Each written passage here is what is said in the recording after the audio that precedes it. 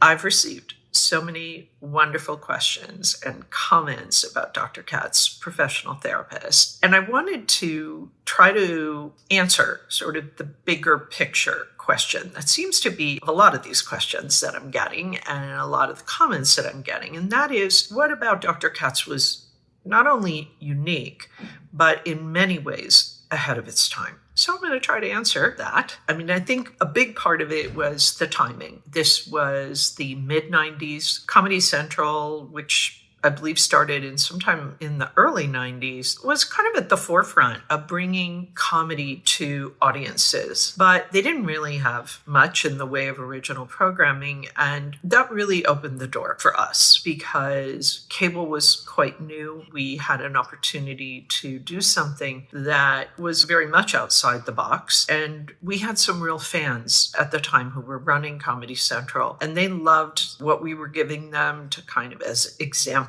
of what the show could be. So it really gave us the freedom to do something different. And I'll talk about why those things were really quite ahead of their time and certainly pioneering for the time. I think first and foremost, Squigglevision must be mentioned. Dr. Katz was the first show to widely utilize Squigglevision. For those who maybe haven't seen it, it is this very distinctive animation style where the outlines of the characters appear to kind of shimmer or undulate or squiggle.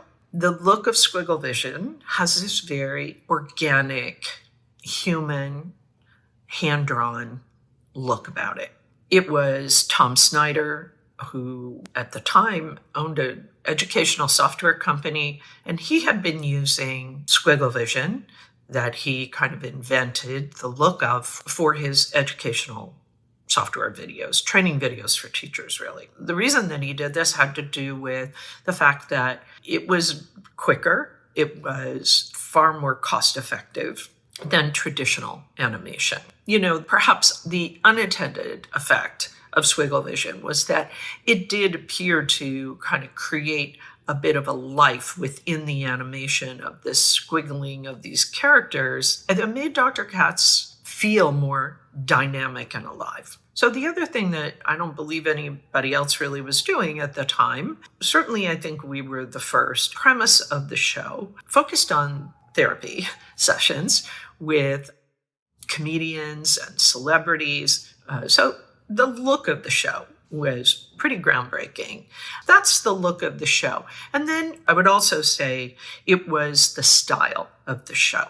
We had this kind of conversational style of humor, people kind of appearing to just be talking. This came out of Retroscripting, something else we created for the show. Retroscripting, as I think I mentioned in the other video, is just, we had an outline for the show. We kind of created a beginning, middle, and end, and then we filled it in.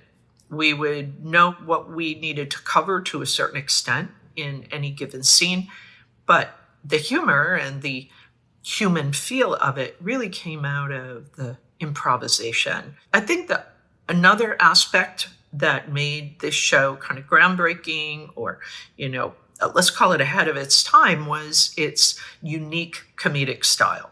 The structure of the show was centered around these therapy sessions with Dr. Katz and his patients being played by some extremely talented comedians and celebrities.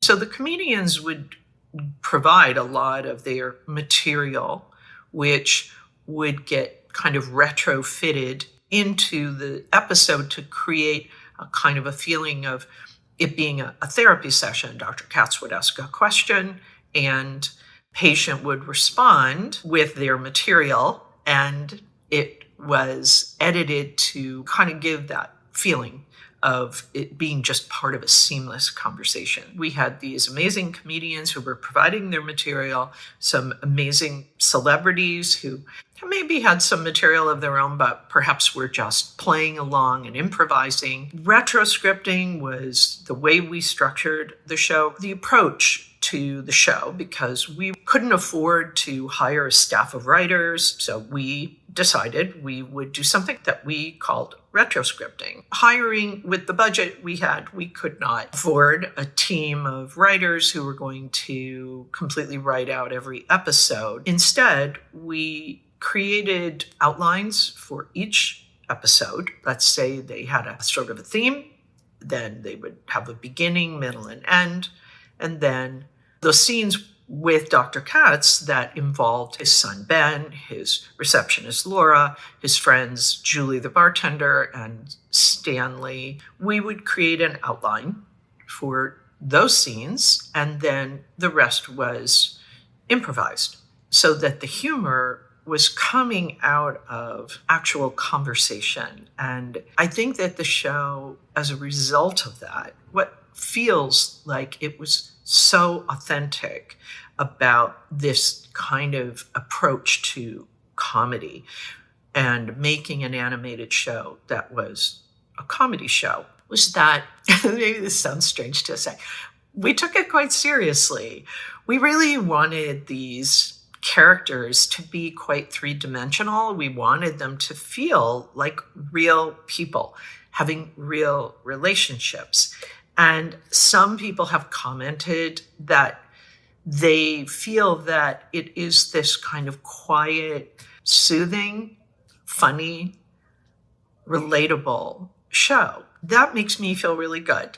And I am sure that everybody involved in the show would be so delighted to hear that that's how people felt and that's how they feel, because it means that we touched them in some way. That even though we just had these squiggly little characters brilliantly drawn by our amazing animators, these characters felt very real. And it came out of the conversational humor. It came out of the kind of quiet approach. I think the show also had a tremendous amount of kindness as well. At the end of the day, the show feels like it was about people who cared about each other.